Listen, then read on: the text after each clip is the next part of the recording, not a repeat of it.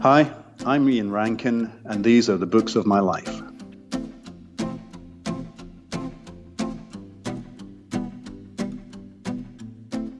So, as we all know, crime fiction sometimes gets a bit of a bad rap. And fair enough, there are plenty of crime writers out there doing their very best to murder the English language and somehow still selling a morgue full of books.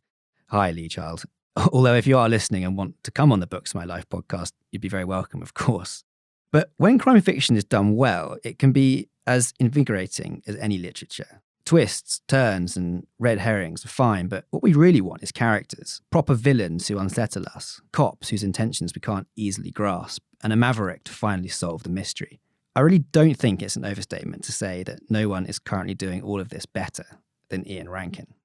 Ian, of course, introduced us to Detective Inspector John Rebus way back in 1987, and it tells you pretty much everything you need to know that the grizzled old cop has returned in 22 novels since. Rebus is getting older, and if Rebus now shuffles rather than strides around the streets of Edinburgh, he's lost none of his spark. Before I spoke to Ian, I decided to read one of his more recent Rebus novels, Even Dogs in the Wild, and ended up leaving the office earlier and earlier each day just to get back to it. What I love about Ian's writing is that, despite the darkness, it's funny too, and full of sentences where you just think, yeah, no one else but Ian Rankin could have written that.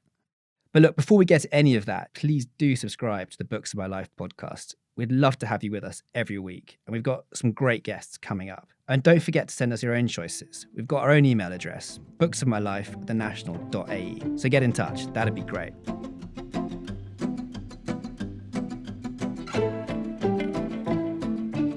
In 1987, a Scottish author called Ian Rankin published a novel called Knots and Crosses and introduced the world to Inspector John Rebus, the maverick cop who solves the crimes taking place in Edinburgh's darkest corners.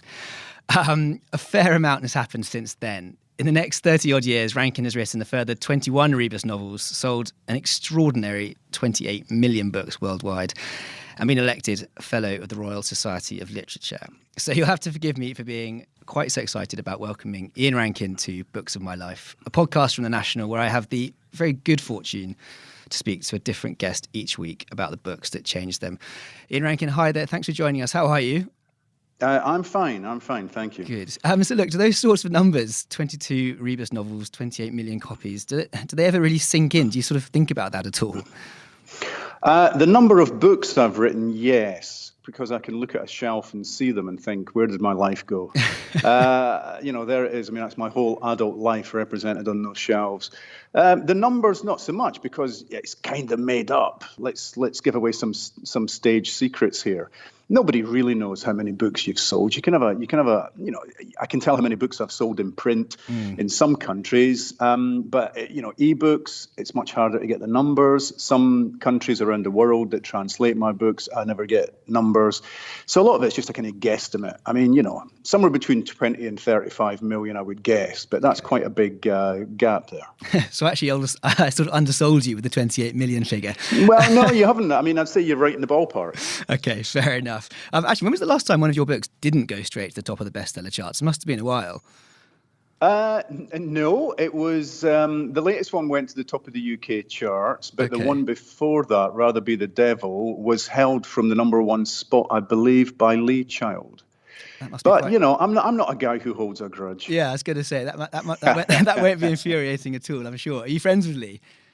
Yeah, I did an event with him actually when the new book came out in November down in London, and we filled the Royal Festival Hall, which is a 1,500 seat theatre, and it was our first time appearing on stage together. Although we've known each other for years, we get invited to the same book festivals. We'd never actually been on stage together, and it was a lot of fun. He's a really interesting and clever and astute guy. Yeah, I was going to say, do you read many of your, I was going to say rivals, but I suppose contemporaries is a better term. Do you read many of your sort of rival crime novelists? I do. I mean, there are certain writers whose books I would always read. There are certain writers you try and keep up. There's an awful lot of crime fiction out there. There's many more crime fiction titles published every year than I could ever keep up with. What I do try and do is read new writers, young writers, people who are just starting, first rung of the ladder of publishing, to kind of see what people are doing with the crime novel, because, authors who are new to the crime novel are maybe sometimes trying to do something different to what I've been doing for the last 30 years. And it's always great when you see an exciting new voice. Let's have some names, though. Who are the exciting young crime novelists that you'd want to recommend at the moment? Young or not so young. I mean, Adrian McKinty should be better known. Adrian McKinty is an Irish writer. He writes about the Troubles. He writes about the kind of terrorism issues that were in Northern Ireland, specifically in the 70s and 80s. He's got a Catholic cop who has to check underneath his car every morning for bombs in case the terrorists are trying to blow him up. He brings in politics and moments from history. He uses real events sometimes as the starting point for his books, and all of that resonates with me because I often do the same sort of thing. Right. Yeah. And basically, he's trying to explain what happened. He's trying to explain the Troubles to us. He's trying to explain the situation in Northern Ireland. So that's a fascinating thing to do. There's an Indian writer, Anita Nair, who doesn't just write crime fiction, but she's written 2 novels with a detective, and she again takes on social issues. You can tell that's maybe that's what I like when I read crime fiction, is that there's a little bit of kind of politics and a little bit of society in there. So she'll take on problems with trafficked children or street children or sexual politics. She's a really interesting writer, and they're really, really great novels. So there's a couple. Yeah, that's very helpful. Thank you. I'm interested in what you said there about what you like in crime fiction, because you sort of didn't actually see yourself as a crime fiction writer to start with. Is that right? That is correct. I mean, I wrote my first Inspector Rebus book when I was a PhD student. I was doing a doctoral thesis in the Scottish novel at Edinburgh University, and specifically the novels of Muriel Spark, who wrote The Prime of Miss Jean Brodie. And it's a fairly linear process. Miss Jean Brodie tells us in that book that she's descended from a guy called William Brodie, who was a carpenter in Edinburgh. Well, he was a real person. Mm-hmm. What she doesn't tell us in the book is that as well as being a carpenter and a member of society, he was also a burglar. He would break into your house and steal your valuables. He had a gang that he ran with. And eventually he was caught. He was hanged on a scaffold that he had built himself. And in Robert Louis Stevenson's childhood bedroom was a wardrobe that had been made by William Brodie. And Stevenson's nursemaid would tell him the story of this guy who was good and evil at the same time. So that became Jekyll and Hyde.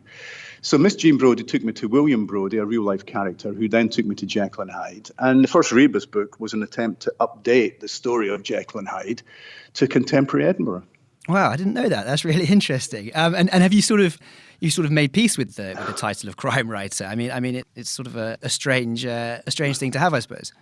Well, what happened was, after that first book was published, the Crime Writers Association of Great Britain got in touch and said, "Oh, you've written a crime novel, you should join us." And I thought, I've written a crime novel?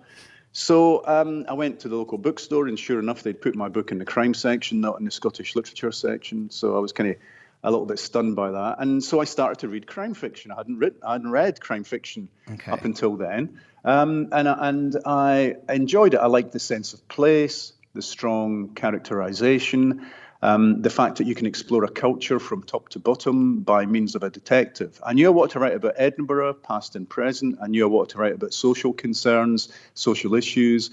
And crime fiction seemed the perfect way of doing that. And a detective who has access to every layer of society from the very top to the very bottom seemed the perfect character to allow me to do that.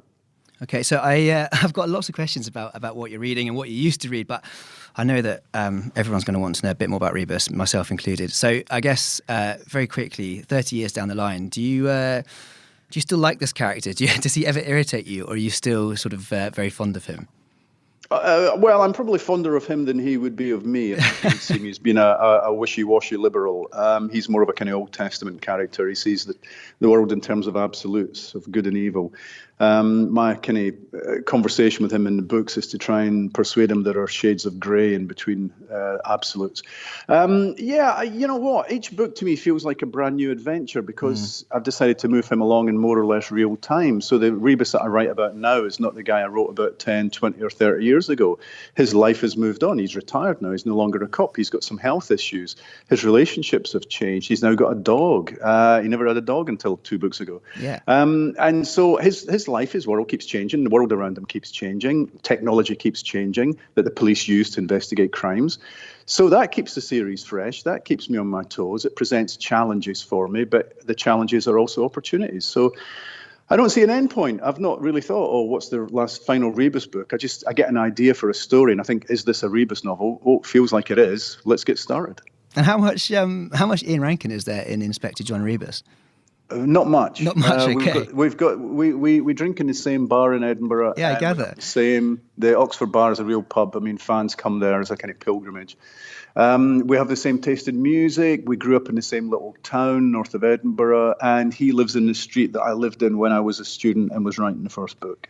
The thing I find most amazing is that I gather that you don't smoke, and I think Rebus must smoke at least 30 or 40 a day. And some of the scenes capture so perfectly what it's like to have a cigarette. And I just wondered, A, how you managed to do that, and B, do you ever get the itch to just light up a cigarette when you're writing those scenes? No. I wish I hadn't made him a smoker. My mum died of lung cancer when I was 19. I was around smokers. My parents both smoked, but it did for one of them.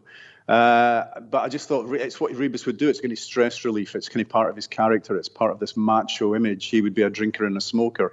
But of course, now that he's older and he has COPD, emphysema as was, he's really had to cut out the cigarettes altogether, and he's also having to cut back on the drink.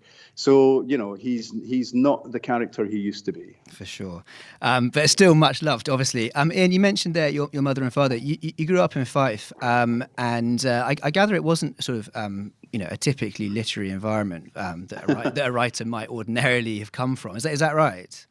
Absolutely. My parents left school at 14, 15, got, working class jobs, lived in a rented house all their life, never owned a car.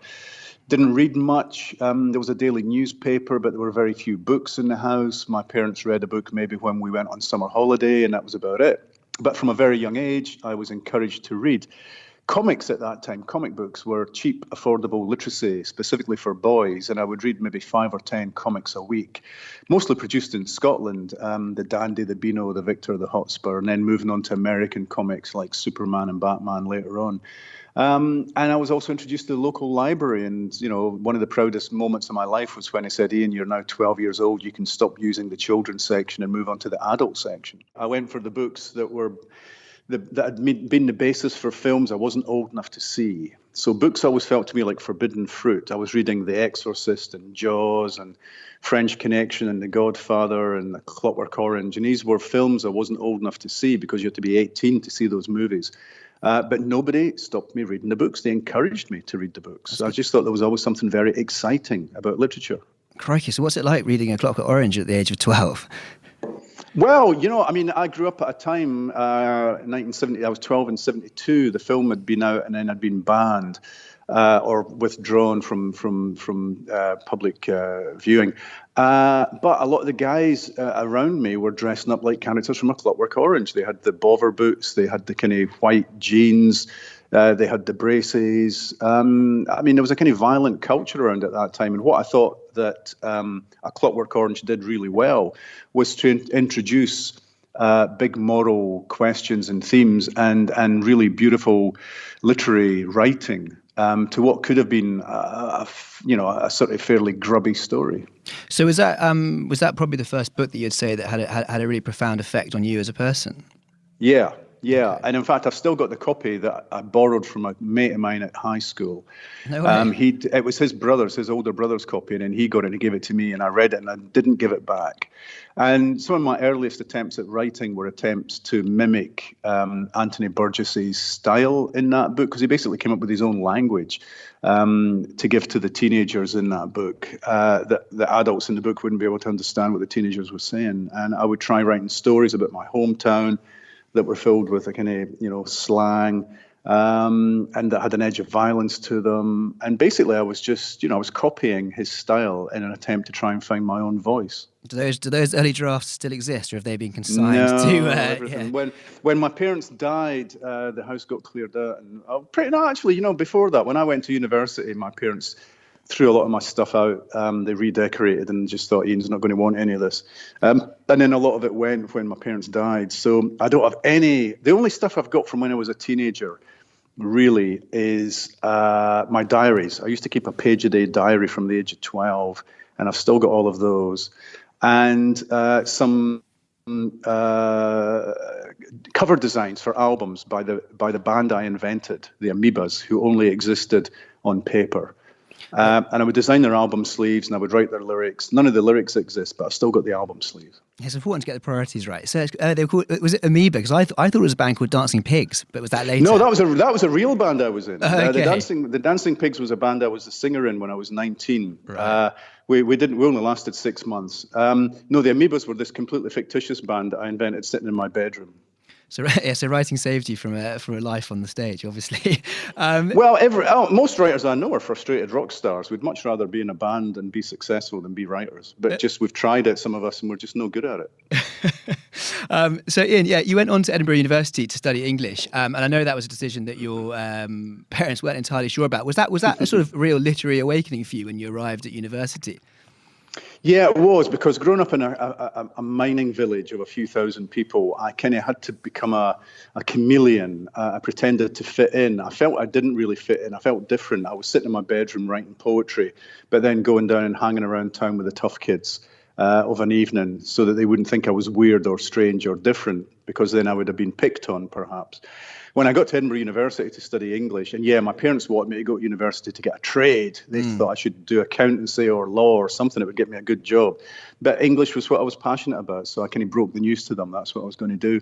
I arrived, and straight away I found, like-minded souls, people who wanted to be poets and writers and musicians and actors and directors and make films and put plays on. And it was a time of punk. It was 78, and punk had come along. And there was that can-do element to punk that said you don't have to have gone to the right schools, you don't have to have lots of money for equipment. Just if you want to do something, get out there and give it a go. And so, I joined a punk band. I was writing poetry. I was trying to write plays. And nobody thought that was weird or strange. And suddenly there was that kind of flowering. I mean, it was problematic because I spent so much time doing all of that in fact, my grades dropped. I was nearly shunted out at the end of second year. It's a 4-year degree in Scotland. Of course, yeah. And then at the end of second year, I just scraped by to get into third year. I think that's pretty par for the course. But then having graduated, I thought, I don't want a job. I mean, I went out into the cold, hard commercial world, and I didn't like it. So I pleaded with them to let me back in to do my PhD. And they did turn me down the first time. I know this because my diaries tell me this. I was turned down for the funding, and then for whatever reason, the funding committee changed their mind, and I got 3 years of funding to do a PhD on Muriel Spark. Yes. Okay. So Muriel Spark. So during your time at university, when you're saying that punk was sort of exploding and all the rest of it, when were you getting a chance to read? Aside from all the other activities, and what were you reading actually at university? Well, I mean, there wasn't much time for reading stuff that wasn't part of the curriculum. I mean, the curriculum was pretty heavy. You were reading maybe 3 or 4 books a week, trying to write essays, reading all the critical works about those books that you'd read. You could be reading Joseph Heller's Catch-22 one minute and Paradise Lost the next minute, and then a Shakespeare play, and this would all be part of a week's work. So there wasn't an awful lot of time for reading for pleasure, as it were, which I think it can be problematic. I know a lot of people who left university having studied literature, and they never read literature again. They go and read something completely different because the fun has been taken out of reading for them, and they want to try and regain that sense of fun.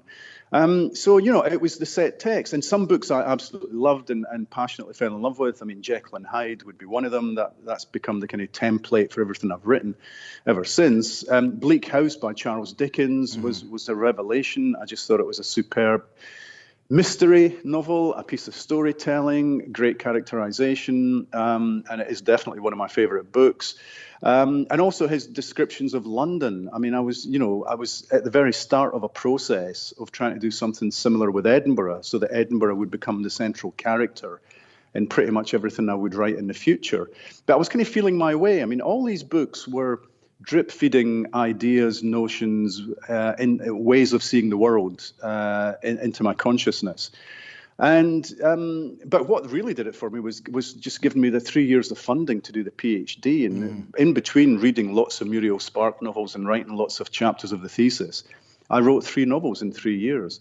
And although the first one was never published, the second one, The Flood, which was about my hometown, did find a small publisher in Edinburgh, and then an agent came asking if I had anything else. And I said, well, I've got a book with this guy called Rebus, and he's a cop.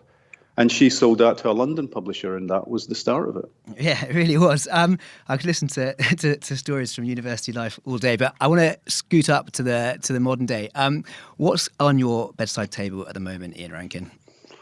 Well, I am doing a thing for the BBC where they're getting authors to do the first chapter of a follow-up book to a famous book. And so at the moment, I'm reading Lord of the Flies by William Golding, a book I've not read since high school.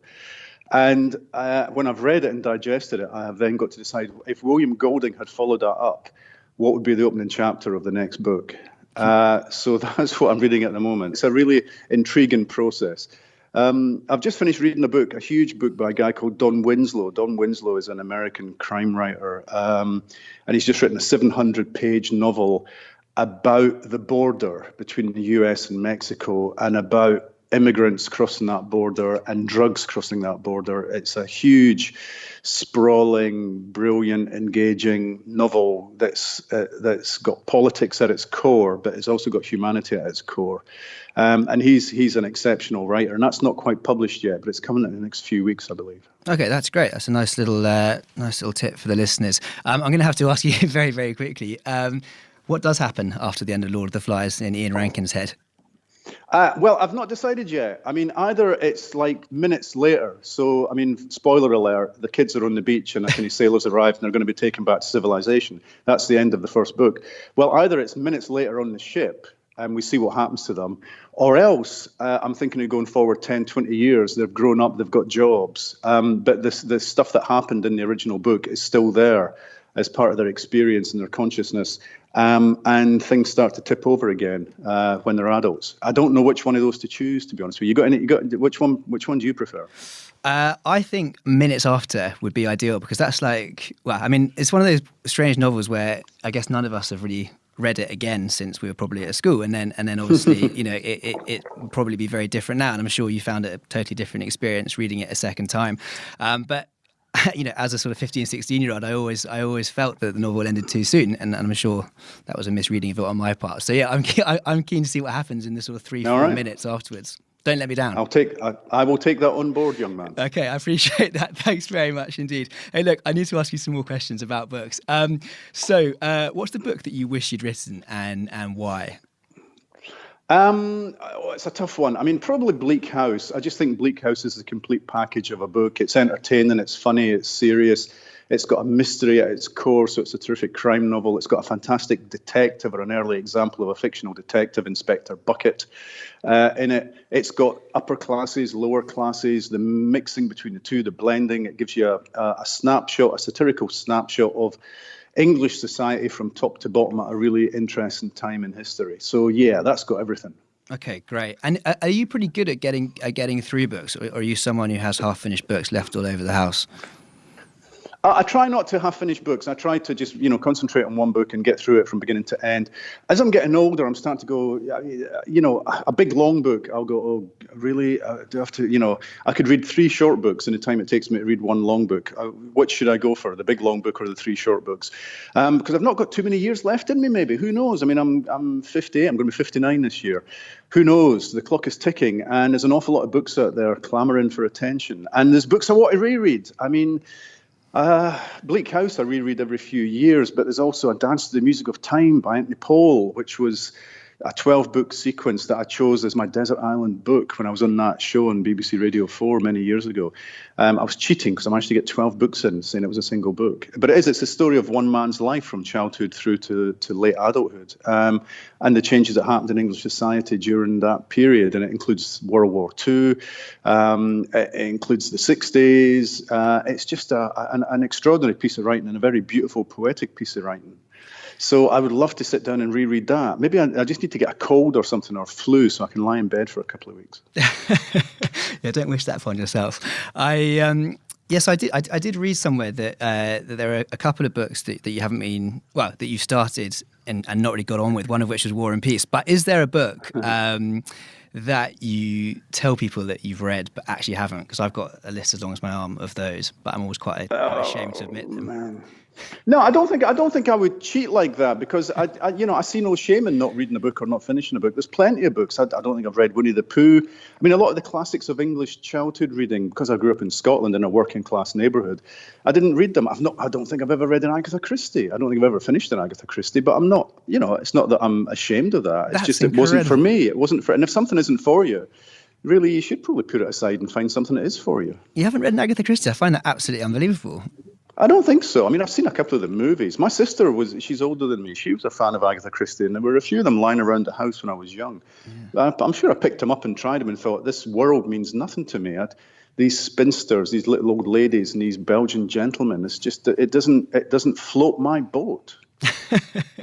I'm sure she'd have been a big fan of Rebus, if that's any consolation. Well, you know what? I mean, I've worked with a lot of the kind of people who came after Agatha Christie. I mean, I've done events with Ruth Rendell and P.D. James, two of the biggest British English crime writers of the 70s, 80s and 90s. And they were glorious. And I've read both their books, of course. But it was just, I don't know what it is about Agatha Christie. And my wife's got a huge collection of Agatha Christie paperbacks upstairs. I mean, maybe one of these days I'll try one. Okay, so I've got a couple more questions for you, Ian Rankin. You mentioned at the beginning of our conversation that you borrowed a copy of A Clockwork Orange and never returned it. What's the book that you've lent out to someone else and never got back? That's a good question. I often gift people copies of a book called Memoirs and Confessions of a Justified Sinner by James Hogg. It's an early Scottish novel. It's about a religious zealot who meets a charismatic young man who convinces him that he's going to go to heaven no matter what he does on earth, because he's a member of the elect. And therefore he can do whatever the heck he wants, including murdering people such as his own brother and a church minister. So, number one, it's an early example of a serial killer novel. Number two, it's an extraordinary depiction of evil.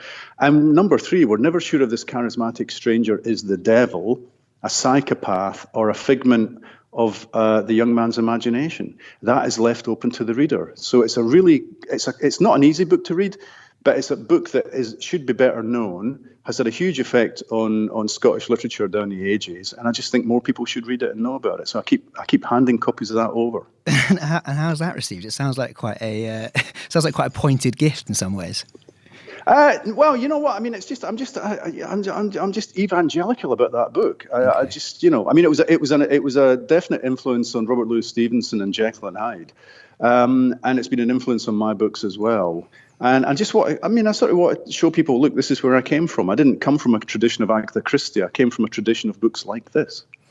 Okay, so Ian Rankin, a question that we like to ask everyone on Books of My Life is, if you were going away, and let's just use the Lord of the Flies scenario again, to a Lord of the Flies type island for a year, which three books would you take with you and why? And I'm going to try and push you not to pick ones that you already mentioned. Yeah, and you know what? I mean, they can't be short books. Some of my favourite writers, like Muriel Spark, write really short books. Well, you don't want that in Desert Island. You want big, fat, long books, and maybe books that you've struggled with in the past, but you can give them a go. So I might go for Finnegan's Wake, because although I've read Ulysses by James Joyce, I've never, ever, ever got through Finnegan's Wake. I even went to a class recently on Finnegan's Wake to try and explain it, have it explained to me so that I could have a go at it. So I'll take Finnegan's Wake because I could spend my entire life reading that book, trying to make sense of it. Probably Anna Karenina, Tolstoy. I did eventually manage to get through War and Peace, so let's go for Anna Karenina next and see how we get on with that. So that's two big fat books. And not the longest books in the world, but Jane Austen is someone that I studied at university and then just dropped like the proverbial hot potato. I mean, I should give Jane Austen another go, so maybe Persuasion would do it. Okay. Yeah, let's go with those. Why did you drop Jane Austen like a hot potato? Suddenly just got sick of it. You know what? 19th century. I mean, with the possible exception of Dickens, 19th century English literature didn't really grab me. Okay. And how about one of your Rebus novels? Which one's going to go with you? Well, the one that was the breakthrough for me in terms of sales and getting noticed and and actually realizing for the first time that this career was going to work out for me was Black and Blue, which is like number 7 in the series, I think. So it was quite I'd published about 12 books by the time that came along, and I'd struggled and almost been dropped by various publishers, and then eventually Black and Blue was the end of my apprenticeship and the first of the mature Rebus novels. So it's a book that I'm very proud of, and it's a book that I've never reread. So I would welcome rereading that one. Ian Rankin, thank you so much. Those are the books of your life. You've been incredibly good value. And I do hope that your recommendations will encourage all of our listeners to do that slightly old-fashioned thing and put their phones down, pick up a book for a couple of minutes or possibly even more every day. Ian Rankin, thank you so much. I appreciate that. Thank you.